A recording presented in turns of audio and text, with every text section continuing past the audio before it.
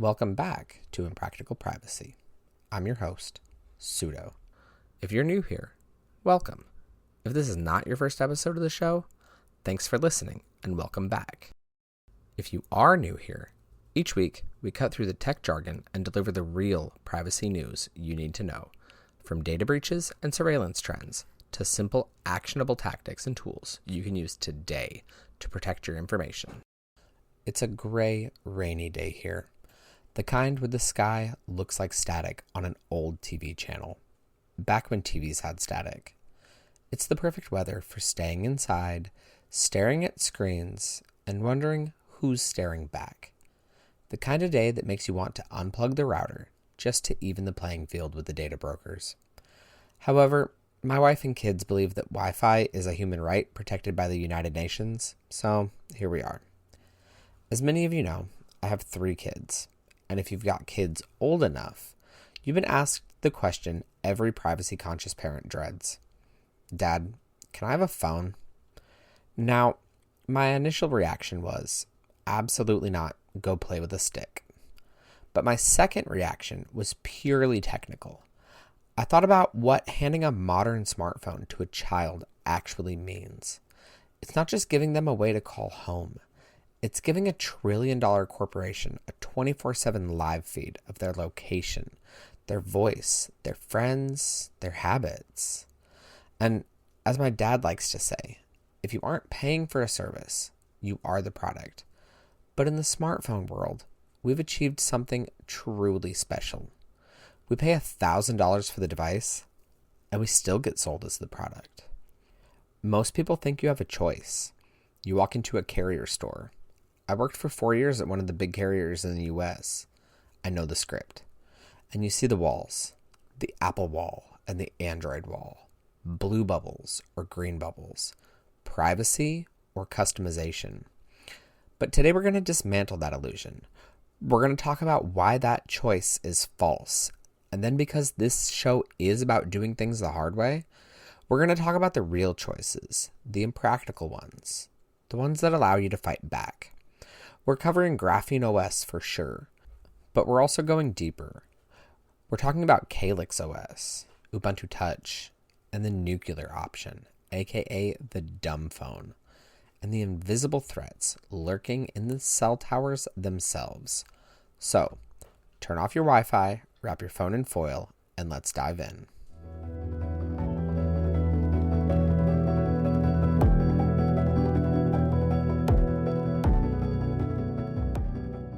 Before we get into the meat of this episode, we need to make a quick detour.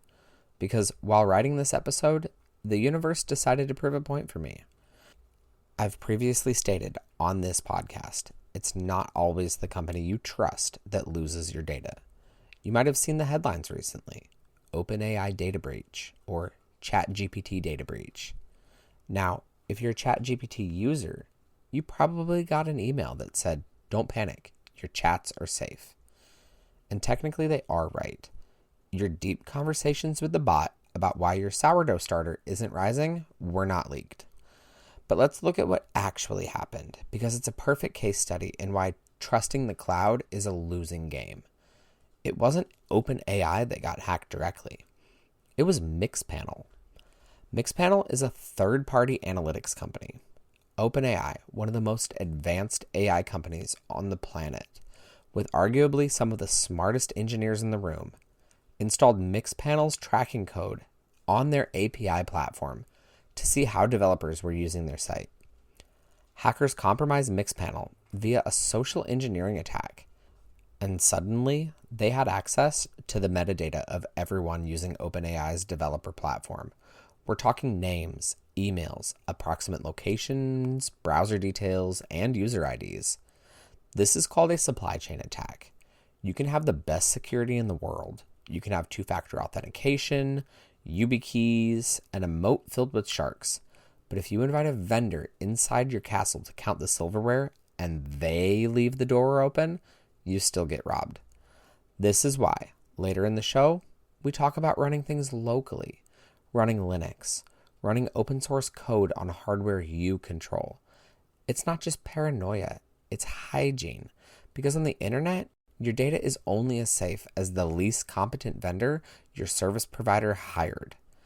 All right, now on to the real part of the episode. Let's start with the false choice. We're going to start with the walled garden, Apple.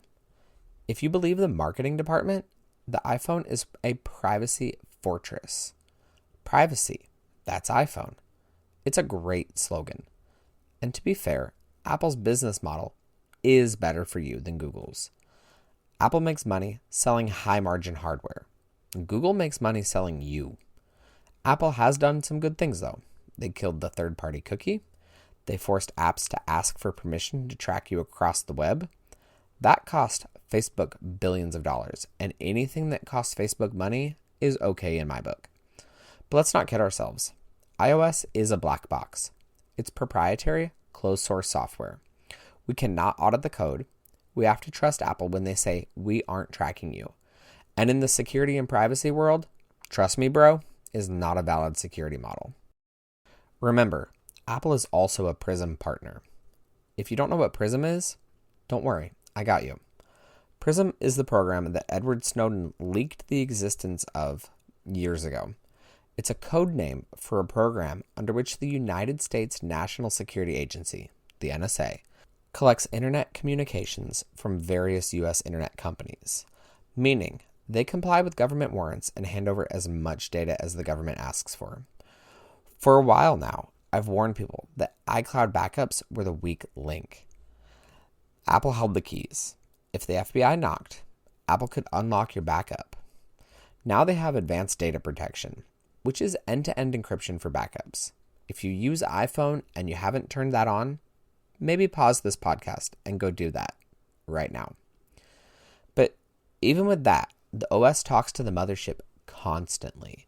Siri, Apple Maps, the App Store, it's all telemetry. You're renting that phone. You don't own it. Then we have stock Android. More or less, this is what you get on a Samsung, a Pixel, or a Motorola straight out of the box. If iOS is a walled garden, stock Android is a shopping mall with cameras in the mannequin's eyes. Google's business model is 80% advertising. Android exists to deliver Google Play services. This is not just an app store, it's a framework that runs with system-level privileges. It tracks your location history, your app usage, your search history, and it feeds that data into the world's most sophisticated prediction engine. I used to troubleshoot phones for customers. They'd come in complaining about battery life. I'd check the battery stats. And sometimes Google Play services would be sitting at the top, just chewing through power. That is the physical cost of surveillance. Your battery is dying, so Google can know you stopped at a Starbucks. But, and this is the pivot point in the episode, Android does have a redeeming quality. The architecture. The base is open source, AOSP, or Android Open Source Project, which means if we're willing to be difficult, we can hijack the hardware and kick Google out of the driver's seat. Okay, so we've talked about Apple, Google, and the cloud, but there's a player in this game that we usually ignore until the bill comes due, the carrier. I spent 4 years working in wireless, and let me tell you, the biggest threat to your privacy isn't always a hacker in a hoodie. Sometimes it's a bored retail employee making $15 an hour who didn't check an ID. We need to talk about SIM swapping. This is the impractical reality check. You can have the most secure GrapheneOS phone in the world. You can have a 20-character password. But if I can walk into a store, pretend to be you, and convince the rep to move your phone number to my SIM card, I win. I can get your two-factor authentication codes sent through SMS. I can reset your email password. I can drain your crypto wallet. It happens every single day. And the scary part, it doesn't even require a human in a store anymore. Port-out scams are now automated. Hackers buy database dumps of carrier info. They script the request and steal your number while you're asleep. So, what do? First, you need a carrier PIN. Not the PIN to unlock your screen, but a PIN on your actual billing account. You probably already have one, and set it up when you open to the account. But if you don't have one, call 611 from your phone right now and set it up. Make it hard. Do not make it your birthday. Second, you need to consider the physical SIM versus eSIM debate. I'm old school. I like a physical SIM card. If my phone breaks, I pop the card out and put it in a new one. I own the connection. But an eSIM has a unique security advantage. It cannot be physically stolen. If a thief steals your iPhone, they can pop the physical SIM out and put it in a burner phone to get your texts. With all that said, I have an eSIM. With an eSIM, the profile is locked inside the security chip. Nobody can access it. However, the ultimate protection against SIM swapping isn't technical. It's behavioral. Stop using SMS for two-factor authentication. SMS is a postcard. It's unencrypted text sent over a network designed in the 1980s. If your bank forces you to use SMS two-factor authentication, you should consider finding a new bank. Use a hardware key, like a YubiKey, or an authenticator app, like Google Authenticator. Because as long as your security depends on a text message, your security depends on the competence of a customer service rep who just wants to go to their lunch break. If you want to escape the duopoly, though, but you still need a smartphone that functions like a smartphone with banking, maps, and messaging apps, you need a custom ROM. The gold standard right now is GrapheneOS. I use GrapheneOS on a Pixel 9 Pro XL. It sounds counterintuitive. Buying a phone from Google to escape Google? But Pixels are the most secure hardware platform because they allow us to relock the bootloader with our own keys. Graphene is hardened. It has a memory allocator that makes it incredibly hard to hack. But its killer feature is sandboxed Google Play. On a normal phone, Google Play Services is God. It sees everything. On GrapheneOS, Google Play is a prisoner. You install it, but it runs as a regular app with zero special permissions. You can deny it location access, you can deny it network access, you can even gaslight it about other access. There's a feature called storage scopes. If an app like Discord says, I need access to all your photos to send this one meme, GrapheneOS lets you say, sure, but then it only shows Discord the one file you selected. The app thinks it has full access, but it's looking at an empty room. And trust me, it is so deeply satisfying to lie to your apps. But Graphene isn't the only player. If GrapheneOS is the security Fort Knox, CalyxOS is the privacy convenience store. CalyxOS, maintained by the Calyx Institute, is pretty decent. It comes with MicroG pre-installed. MicroG is an open source clone of Google Play services. It spoofs the Google services so your apps work, but it sends back much less data to Google. Calyx is often considered a bit more user-friendly out of the box. If you're setting it up for a less technical family member, it's a strong contender.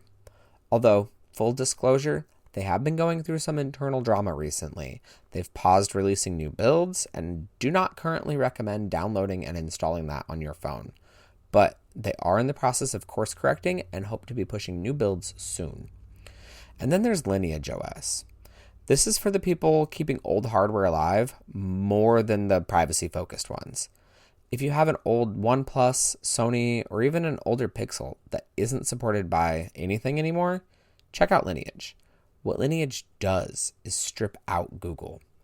It's got the most supported hardware out of all the alternatives I've looked into, over 200 as of December 2025. It's not perfect.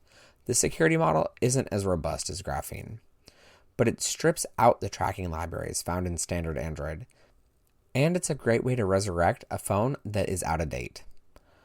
Now, before you run out and flash Graphene to your Pixel, I have to be honest with you about the war on general purpose computing, because really that is what we are fighting. In May of this year, 2025, Google updated something called the Play Integrity API. This is the system that allows an app to ask the operating system, are you a real Android phone or are you some weird hacker device? Banking apps, McDonald's, Uber, they all use this. They want to ensure that your phone hasn't been tampered with. Historically, custom ROMs could spoof this. We could just tell the app, yeah, I'm totally a normal Samsung Galaxy. Trust me, bro. But the new update requires hardware-backed attestation. The app asks the actual security chip, for example, the Titan M2 on a Pixel, for a cryptographic signature. If your operating system hasn't been signed by Google, the chip says, I don't know this guy, and the app refuses to open. This sets up for a nightmare scenario. You're standing at a checkout counter, trying to pay with NFC, and your phone says, security violation, because you dared to install an OS that doesn't track you. So, does Graphene fail at this? Kinda. But here's the beauty of it. GrapheneOS is currently winning the war, but it's a constant battle. They have a feature called Exploit Protection Compatibility Mode. Some banking apps crash on GrapheneOS, not because they detect it, but because GrapheneOS is too secure. It blocks memory bugs that lazy developers rely on. By toggling this compatibility mode for a specific app, you're essentially loosening the handcuffs, just enough for the app to function without compromising the rest of the system. But I have to be real with you. There's a chance that tomorrow or a week from now or a month, Google flips a switch and your banking apps stop working. This is the price of admission. If you want convenience, you pay with your data. If you want privacy, sometimes you pay with your time. You might have to log into your banking app via the web browser instead of the app. It's clunky, it's annoying, it's impractical. But ask yourself, is the convenience of a fingerprint login worth your entire financial transaction history being logged by a marketing algorithm? Okay, let's get practical. You install GrapheneOS. You feel like a spy. But then reality hits. You need WhatsApp or Facebook Messenger because your family group chat is there. You need the Domino's app because, look, sometimes it's late and you have kids and you're weak for pizza. These apps are spyware, basically. WhatsApp is owned by Meta. The Domino's app probably wants to know your location, your contacts, and maybe even your shoe size. Who knows? How do we run these hostile apps without compromising the whole phone? The answer is containerization. Android has a hidden feature called work profiles. This is usually used by your corporate IT department to spy on you, but we can flip the script. We can use open source apps. One of them is called Shelter, to create a work profile that we control. It splits your phone into two universes, personal and work. One strategy is to put all the clean apps in personal, Signal, browser, notes, things like that, and put the dirty apps in work, WhatsApp, Amazon, Domino's. The work profile is a quarantine zone. Apps inside it cannot see your personal contacts. They cannot see your personal photos. They're trapped in a sandbox. And the best part, there's a freeze button. When you're done ordering the pizza, hit freeze. The entire work profile shuts down. The apps are killed for memory. They can't run in the background. They can't ping the tower. They are digitally comatose until you wake them up again. This is how you survive in the modern world. You don't boycott the apps. You put them in a cage. I want to pause and talk about a leak that happened back in October. Because usually when we talk about security and privacy, it feels theoretical. We imagine some guy in a hoodie. But in October of this year, 2025, we got a look at a real adversary, Cellebrite. For those who don't know, Cellebrite is the company that sells phone cracking machines to police departments, the FBI, and governments and dictatorships around the world. They plug your phone in, and in a few hours, they have your chats, your photos, your location history, and so much more. A screenshot leaked from a private Cellebrite meeting. It showed a matrix of which phones they can crack and which they can't. Standard Android, cracked. Certain iPhones, cracked. Pixel 9 running stock Android, partially vulnerable. But there was a row on that chart that was entirely red. Pixel 9 plus GrapheneOS. Status after first unlock, inaccessible. Let me translate that. If your phone is in a BFU state, or before first unlock, meaning you restarted it and you haven't typed your PIN in yet, the encryption keys are not in memory. They're cold. On a normal phone, there are vulnerabilities that Cellebrite can use to trick the processor into giving up the keys. But GrapheneOS has hardened the boot process so aggressively that even the world's leading cellular forensic company, charging thousands of dollars per unlock, throws up its hands and says, "We can't get in." This is part of the reason why I tell you to set your phone to auto reboot, because it dumps the encryption keys. In GrapheneOS, I have my auto reboot timer set to reboot after a certain number of hours. If I don't touch my phone in that time, it reboots itself. It flushes the encryption keys out of RAM and returns it to that cold state. So if my phone gets confiscated, stolen, or lost, by the time it gets to a forensic lab, it's already been rebooted. It's gone cold. It's a brick. That's the difference between marketing privacy that we were talking about earlier with Apple and mathematical privacy. Apple relies on marketing. Graphene relies on math. I'm going to trust math. Side note, another great feature Graphene has is USB port settings. You can change what the USB port does depending upon whether or not the phone is unlocked. For example, if the phone is locked, the USB port is charging only. This adds another level of complication to intrusion methods that companies like Cellebrite offer. All right, now let's get weird. What if you don't trust the Android kernel? What if you want a computer in your pocket? Welcome to Ubuntu Touch and Postmarket OS. I've played around with Ubuntu Touch on an older device. It's real Linux. No Java virtual machine. You plug it into a monitor and you have a full desktop. This is the dream we were promised in 2012. However, using it in 2025 is a lifestyle choice. There's no native WhatsApp. There's no native Signal. For these, you'd have to use third-party clients. There's no banking apps. You can run Android apps in a container called Waydroid, but it's clunky and it drains your battery. However, the privacy is unmatched.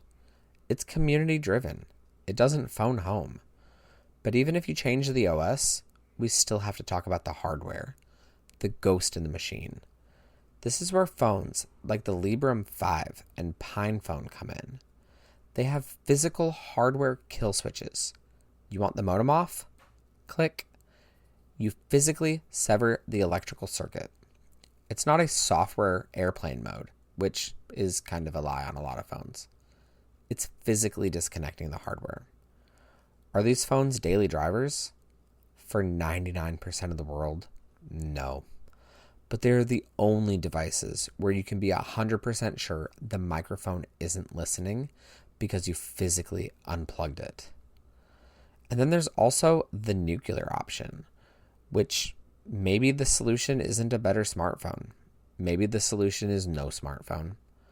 The dumb phone movement is real, but 2025 dumb phones aren't the Nokias of old. Take a look at the Light Phone 3. E-ink screen, calls, text, a simple navigation tool, no browser, no social media, no infinite scrolling. It respects your attention as much as your privacy. Using a dumb phone is the ultimate opt-out. It breaks the tracking cycle because the device physically lacks the sensors to track you effectively. But that's also not an option for most people. Let's say you need a smartphone. You need Uber, you need your bank. What do? How do you protect yourself? Faraday bags. A Faraday bag is a pouch lined with a conductive mesh that blocks all radio signals: cellular, Wi-Fi, Bluetooth, GPS. If you're going to a protest, if you're going to a sensitive meeting, if you just don't want your location history to log that you went to the doctor, you put your phone in the bag. It vanishes from the grid. Just remember, don't put your phone in the bag at the sensitive location. Put it in the bag before you leave your house. Otherwise, you're just telling the data broker, subject A traveled to location B and then disappeared. That's suspicious. Subject A never left their house is boring. In this world, we want to be boring. You don't even have to buy a Faraday bag. You can make one with a box and some aluminum foil. Although they are cheap enough these days, it's probably easier to just buy one. And while we're talking about radio signals, let's talk about the ones that you aren't using to make calls: Wi-Fi and Bluetooth. Have you ever walked into a store or the mall and suddenly you get a notification asking if you want to join their free guest Wi-Fi? That isn't really a courtesy. That's surveillance. Even when you aren't connected to Wi-Fi, your phone is constantly shouting out a digital roll call. It sends out probe requests, basically asking, hey, is my home Wi-Fi here? Is the office Wi-Fi here? Retailers have these boxes attached to the ceiling that listen for these shouts. They log your MAC address. They track which aisle you walk down. They track how long you stand in front of the electronics display. And Bluetooth is even worse. We are living in the age of beacons, hidden devices in shopping malls and airports and stores that ping your phone. If you have the Ticketmaster app installed or a retail app and you have Bluetooth on, you're painting a heat map of your movement for them. This brings us to the Find My nightmare. Apple's Find My network and Google's new one, Find My device, relies on turning every phone into a snitch. Your phone is constantly listening for other people's lost devices and reporting their location to the mothership. It's a global, crowdsourced surveillance mesh. If you want to be truly private, you have to opt out. Turn off Wi-Fi when you leave the house. Turn off Bluetooth unless you're actively using headphones. And if you're on Android, go into your Google settings and find My device and turn it off. I don't want my phone reporting on my neighbors, and I certainly don't want my neighbors' phones reporting on me. There's other hardware risks, though. We need to talk about the baseband chips in phones. If you don't know what that is, don't worry, I got you. A baseband chip is a specialized secondary processor inside your phone that exclusively manages all radio communication with cell towers, like 4G and 5G.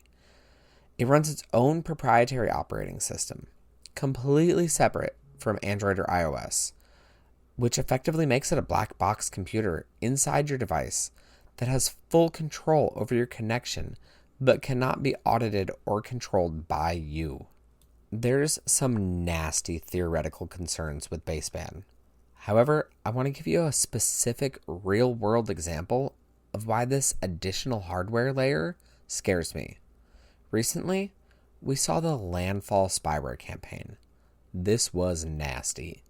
It targeted a vulnerability in the image processing library of Samsung phones, not the operating system kernel, but the tiny piece of code that tells your screen how to display a JPEG. The attack was zero-click. That means the victim didn't have to click a link, they didn't have to download a suspicious app.